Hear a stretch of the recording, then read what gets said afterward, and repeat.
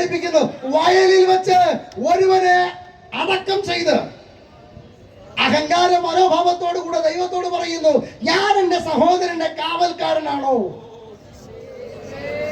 Adam ഓടി ഒളിച്ചത് അത്തിയുടെ മറവിലാണെങ്കിൽ കായിൻ ഓടി ഒളിക്കാനുള്ള ധൈര്യം പോലും കാണിച്ചില്ല.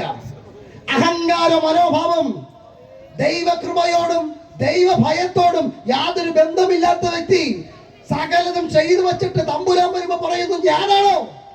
ഇന്ന് രാത്രി അങ്ങനെ ചോദിക്കുന്ന കായിന്മാരുടെ കാര്യം പറയാം. ഇവിടത്തെ CCTV വേണമെങ്കിലും മറച്ചു വെച്ചിട്ട് വണ്ടി ചോറിനെ പോലുള്ള കള്ളന്മാർ മുഴുത്ത കാർ അടിച്ചോണ്ട് പോകുമ്പോഴും ഇവിടത്തെ CCTV പോലെയല്ല. അഗ്നി ജ്വാലയ്ക്കൊത്ത കണ്ണുള്ള ദൈവം, അവന്റെ കൺമുമ്പിൽ ഒന്നും മറവല്ല. അവൻ നിന്റെ മുമ്പിൽ സകലതും നിരത്തി വെക്കുന്ന ഒരു ന്യായവിധിയുടെ ദിവസമുണ്ട്.